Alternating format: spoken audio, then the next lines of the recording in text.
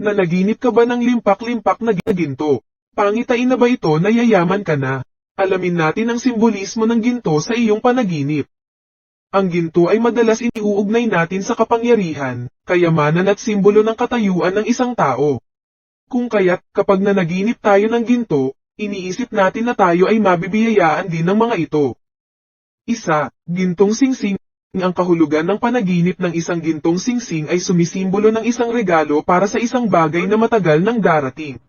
Kung may mahabang panahon ng iyong trabaho at hindi mo nakita ang mga resulta, maghintay para sa tamang oras na dumating. 2. Gintong alahas. Ang kahulugan ng alahas na gawa sa ginto ay madalas na nauugnay sa pag-ibig. Ang mga gintong alahas bilang regalo sa isang mahal sa buhay ay nagpapakita na namimiss mo ang isang tao. May isang taong mahal mo na namimiss ka. Ang panaginip na ito ay isang paalala para sa iyo na manatiling nakikipag-ugnayan sa mga nawala sa iyong buhay. 3. Gintong kadena. Ang kahulugan ng panaginip ng isang gintong kadena sa iyong pagtulog ay nangangahulugang ng mga permanenteng koneksyon o relasyon, maging ito sa isang partner, malapit na kamag-anak, o kahit isang matandang kaibigan. Nagsisimbolo ito na lalo pang titibay ang inyong partnership at mainam na kayo ay magkita. 4. Gold bars. Ang pagpapakita ng gold bar sa panaginip ay maaaring magandang senyales para sa iyong love life.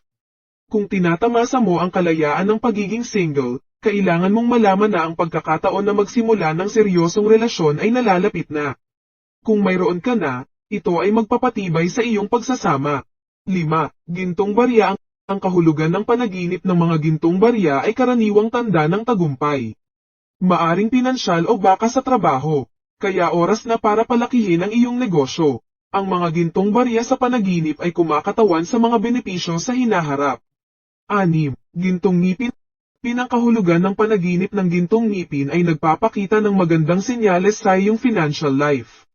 Kapag nanaginip ka ng gintong ngipin, ito ay isang simbolo ng kayamanan at kasaganaan.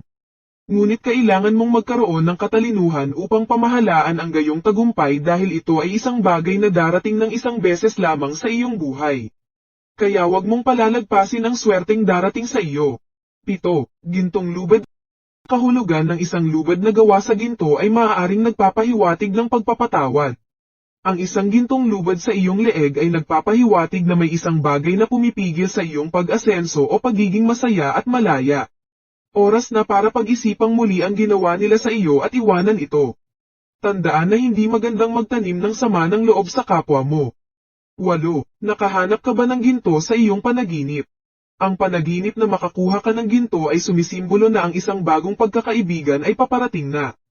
Bukod dyan, ang mabuting pakikasama ay parating sa buhay mo. 9. Binabaon mo ba sa lupa ang ginto sa iyong panaginip?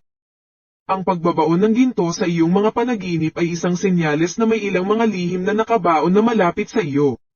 Kailangan mong buksan ang iyong mga mata sa mga taong pinakamalapit sa iyo dahil ang ilan sa kanila ay nagtatago ng isang bagay na mahalaga na hindi mo alam. 10. Napapalibutan ka ba ng ginto sa iyong panaginip? Ang mga panaginip na tulad nito ay nagpapakita sa lahat ng uri ng problema sa pinansyal. Ang solusyon sa iyong financial life ay nasa paligid mo na at malapit na masolusyonan ang iyong problema. Tandaan na gabay lamang ang mga panaginip na ito at dapat may naangkop na aksyon sa tunay na buhay para ikaw ay swertehin sa iyong financial life, love life o sa pagkakaibigan.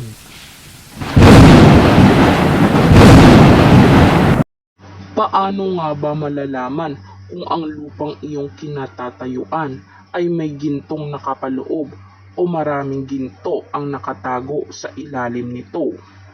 Maraming tao ang nakipagsapalaran sa paghuhukay ng mga ginto na nahabilin mismo ng mga Hapon noon. Kaya sa video na ito ay alamin natin kung saan karamihan tinatago ng mga Hapon ang mga gintong hinahanap ngayon ng maraming tao para naman sa kanilang instant na pagyaman. Nakalipas ang mahigit 60 taon, hindi pa rin namamatay ang kwento na may limpak-limpak na gintong ibinaon ang mga sundalong Hapon sa Pilipinas. Ito ang paniniwala ng mga treasure hunter na patuloy na naghahanap at naghuhukay ng ginto.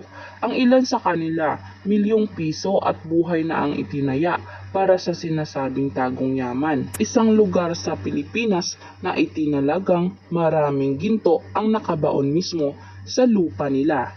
Ito ay ang Cagayan Valley dahil ito raw ang huling himpilan ng mga Hapon noong panahon ng gyera. Limpak-limpak daw na ginto ang nakabaon sa ilalim ng kanilang lupa. Merong iilan sa mga tao ang naniniwala na malapit lang talaga sa bahay nila ang gintong kinapapalooban sa ilalim ng lupa.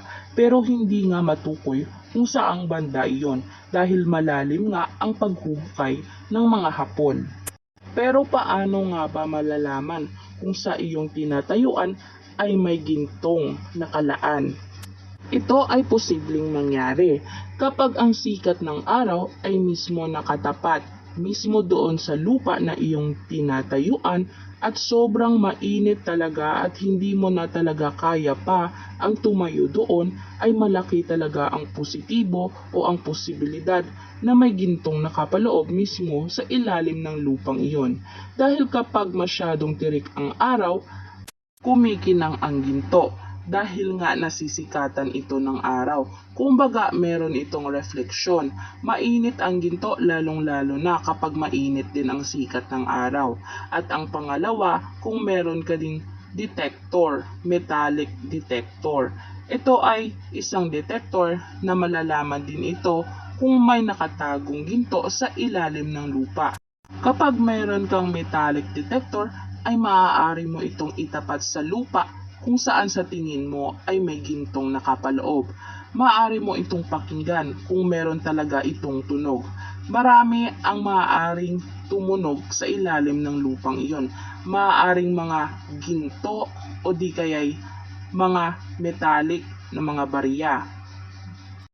Kapag naman tumunog ang iyong metallic detector, ay malaki talaga ang posibilidad na may gintong nakapaloob sa ilalim mismo ng lupa. Pero nakakailan lang naman ang nakakahanap ng ginto. Pero marami ang naniniwala na maraming ginto na nakapaloob mismo dito sa Pilipinas. Marami ang nagkakainteresado sa ginto dahil habang tumatagal, mas lalong lumalaki ang rate nito. Kung i-rate naman sa 150 na taon na nakalipas ay 90% ang nakahanap na ng ginto sa ilalim ng lupa. Kaya naman hindi tumitigil ang mga tao sa paghahanap ng mga ginto sa lupa. Hanggang sa muli, kaibigan.